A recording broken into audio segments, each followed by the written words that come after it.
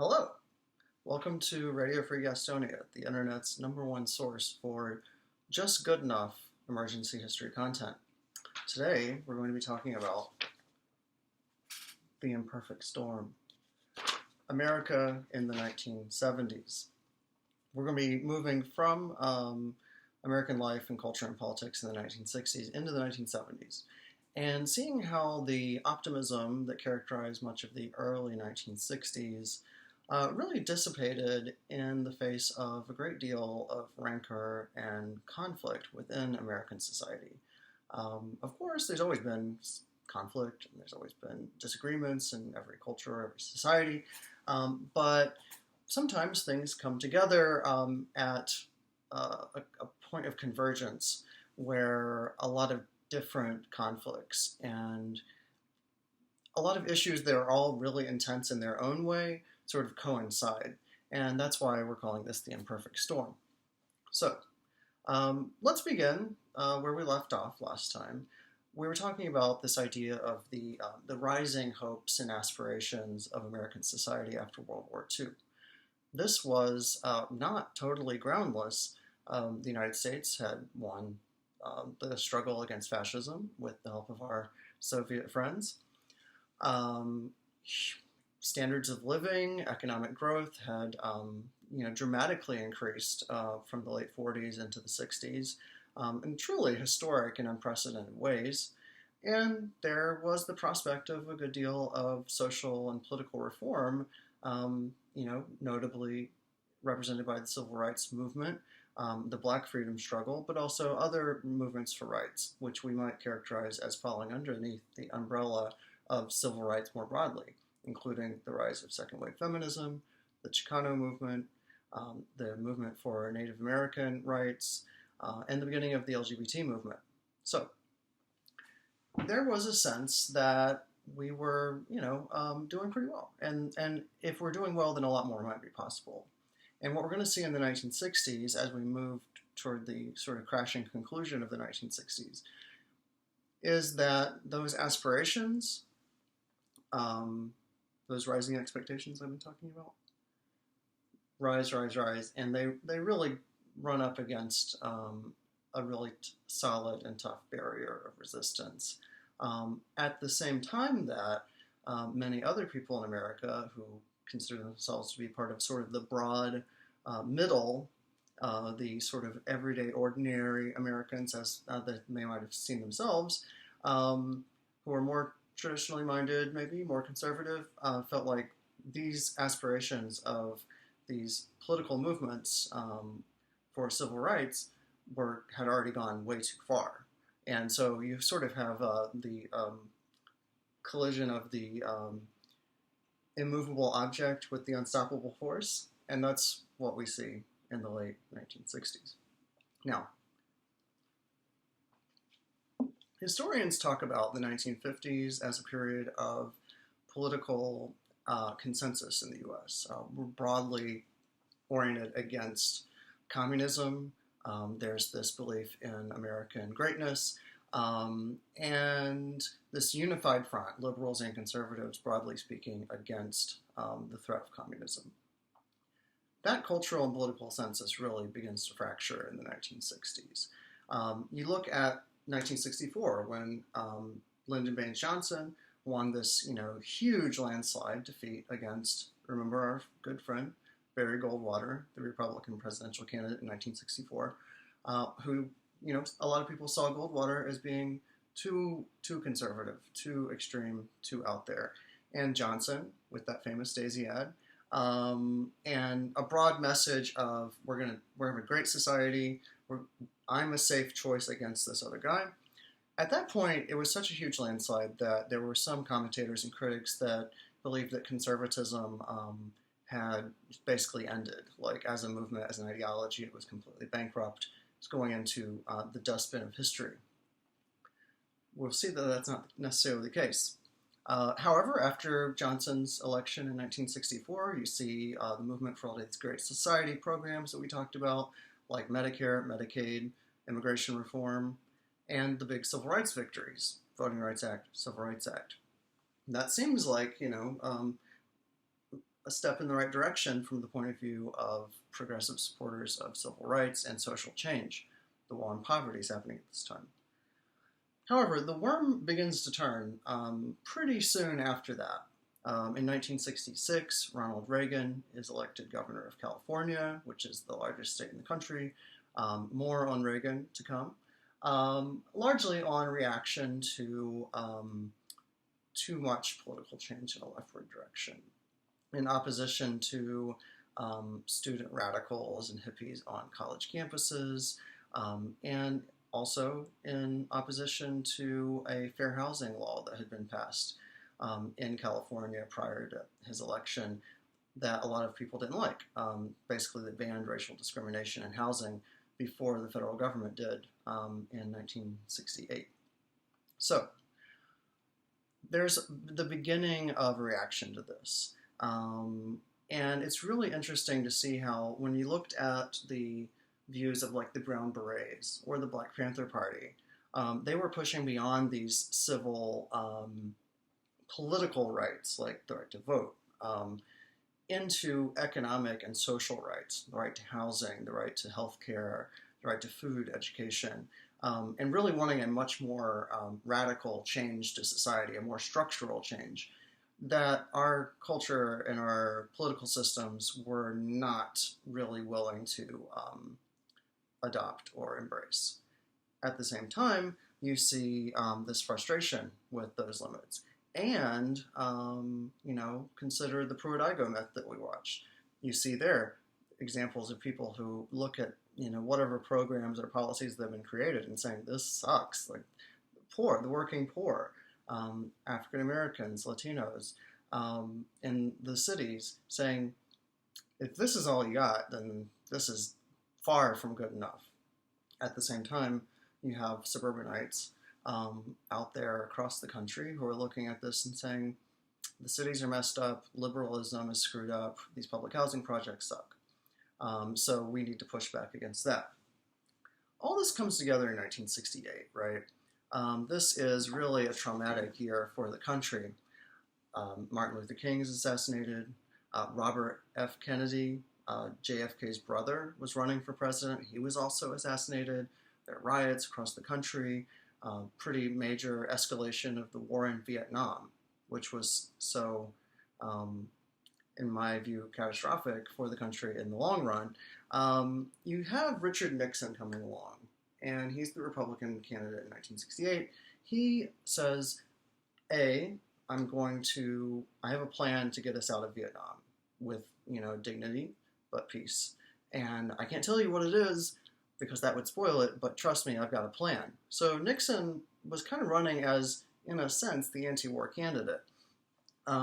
He talked about himself as representing the silent majority. That's what he called his sort of base. And there's a great book by Matt Lassiter about this very subject, if you're interested, well worth checking out, about sort of the politics of the 60s and 70s, particularly around housing and school desegregation.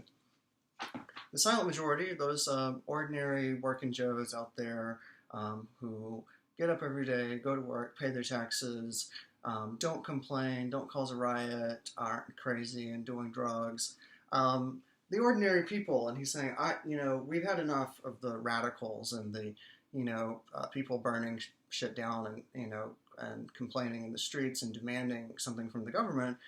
We need to do something for the ordinary people who've been overlooked. Reagan in California is also sort of appealing to that same message. Now, this moves us into a situation. Of course, Nixon wins in 1968 in a very closely fought election. This brings us into a really difficult period for the country. Of the Nixon years, really, from 1968 to 1974, when the war in Vietnam is really tearing the country apart. The generation that came out of World War II and the Depression took it for granted that, of course you're going to support your country in a war. You're going to support the war effort like we did in World War II and every other war before it. So when the hippies and the anti-war activists were, speaking out against Vietnam, and in some cases refusing to serve young men when they were drafted. Those older Americans looked at this and said, "This is horrible. Like you're traitors to your country. What is going on here? Have we lost all of our values?" Of course, people who are against the war say it's causing a great deal of violence and harm for no good reason. And they say our dissent is patriotic. We're trying to get the country to change its course because we view this as a really bad situation for the country. And at the same time, also, by the way, we want more civil rights. We are advocating for sexual liberation, women's liberation, the relaxation of the really sort of confining, stuffy social mores of the 1950s. So it's a cultural and a political message that those other Americans I was talking about, the people who see themselves as the silent majority, regard as crazy and dangerous, immoral. So this makes it really easy for Nixon in some ways. I mean, he is dealing with the war, which is not going very well. And he's trying to figure out some way to get out of it, which, involves a lot of, very unfortunate things, let's say. He is able to run against the counterculture, though. Nixon is able to run against those hippies, the anti-war radicals, the people doing drugs, who are going against traditional values, who seem to be tearing the country apart. Really, the country's tearing itself apart because you have two very different senses of what it means to be an American. And they're kind of irreconcilable. Now, Nixon is able to run in 1972 against what they called acid, abortion, and amnesty. Acid being LSD, the hallucinogenic drug. Abortion, you know what that is. And amnesty, which meant essentially pardon for people who had, refused to serve who were drafted and refused to serve in the war. He was running against that. It's a pretty easy thing to run against. The Democrats put up a candidate, George McGovern, South Dakota senator. I would say a very good and decent man, but pretty inept campaigner, and he became very associated in the public consciousness with sort of the far left, which Nixon very successfully promoted that idea. So this is the outcome of the 1972 election. The red part is Nixon. So you can see this was an even bigger victory in some ways than Johnson's in 1964, largest popular vote margin in American history. Nixon is triumphant, and Middle America, the silent majority, has won against the disgusting, dirty, licentious hippies. However, it's not that simple because, remember, it's the not-so-swinging 70s. These are gas lines which come about when we have conflict with Arab nations in the Middle East, largely about our relationship with the State of Israel, an oil embargo, which drastically increases the cost of gas, leads to a lot of inflation, shortages, something that Americans had not really been accustomed to lately. The idea of not getting what they want. This post-war consumer society, you go to the gas station, you get gas. This was something people were not used to. And it's part of a series of shocks that really hit the country during this period of Nixon's term in office and on into the 1970s. It's a real crisis of confidence. It's what eventually gets called a malaise. There's rising unemployment, there's a great deal of inflation, high gas prices because of the oil embargo, a sense of wounded national confidence because of our failure in the Vietnam War. We didn't want to see it that way, but that is basically what happened. It was a huge shock to the nation's psyche because it was assumed at the beginning that the biggest, most powerful, richest military arsenal in human history would have no trouble dealing with a bunch of peasant guerrillas, guerrilla fighters in a poor, mostly agrarian, underdeveloped country, and that proved to be much more difficult than we anticipated. And the country, Johnson and Nixon, when they were in office, both struggled with the idea of we know this is not good. We know this is going badly. How do we get out of it without looking like we lost? I think that you could say that we've experienced similar kind of pattern in more recent American history of not really knowing how to get out of something that we know is detrimental, but we don't want to admit that we didn't succeed. Let's just call it that. So these things all come together, but the big thing that I want to mention first, before we go into the rest, is Watergate. You probably heard about it. This is the granddaddy of all political scandals, everything from Cookiegate to Pizzagate to, I don't know, TikTok Gate. That's probably going to happen. Is got this gate thing attached to it because this was such a seminal moment in American history. Essentially, what happened, I won't go into great detail, but Nixon's re-election campaign in 1972 did a lot of sneaky and often criminal things behind the scenes that a lot of people didn't know about until later to win the election, to kneecap the other Democratic candidates who were viewed as more formidable opponents. In order to get McGovern to be the nominee, they viewed him as the weakest candidate.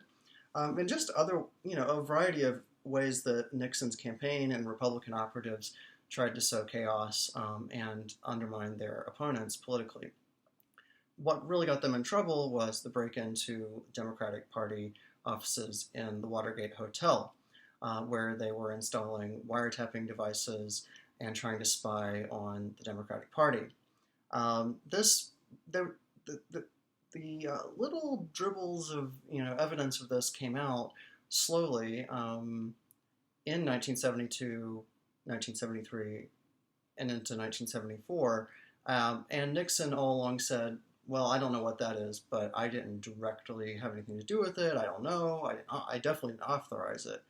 And it became increasingly clear that he did. And Nixon was going to be impeached. But he did eventually resign from office to sort of save face in a way and say, I'm choosing to leave. You can't fire me. I quit. Now, this Nixon thing, some people look at it and say, well, all politicians are liars. All politicians are sneaky. That's just politics. Politics ain't beanbag, as, annoying people like to say. But this obviously is significant since we name everything after it something gate. It really contributed to this overarching sense of the country's having lost its way, not working, not functioning, whether it's the economy not going well, the Vietnam War resulting in, a real quagmire that lost many, many American lives and even more Vietnamese lives, and the political institutions like the presidency, the Republican Party, that could not be trusted. This sense of loss of trust that people probably did feel toward FDR or President Eisenhower in the 1950s, that if the government tells you something, well, they're our government, they're on our side. If they tell us Hitler's bad, Hitler's bad. If they tell us communism is bad, communism is bad. But with all the lies that Nixon and, by the way, LBJ said about Vietnam, and with the Watergate scandal around Nixon, it's really contributed to a sense of cynicism and of the country's many institutions, from the military to the economy to the political parties and the executive branch, not working and being untrustworthy. These combined structural, I wouldn't say external, because it's not, a lot of these things are happening in the United States, but there are these big structural factors that are contributing to a sense that the country's gone off the rails and that it's not working anymore. So one last thing before we move on to the next episode. There was this campaign in the UK in the late 1970s by the Conservative Party, led by Margaret Thatcher, against the Labour Party, which is essentially the equivalent of the Democratic Party in the British political system, the sort of center-left party, with these long lines These are, employment lines. And they came up with this great slogan. They hired a very powerful ad agency and very clever people to say labor isn't working. It's ironic, labor, it's not working, you can't get a job, get it? But it was a very powerful message because in Britain as well as in the United States in the 1970s, there was a sense that things had stopped working. All these things are coming together. The last ingredient of the imperfect storm is, of course, social and cultural issues, which we're going to talk about in our next episode. So thank you and have a great day. See you now.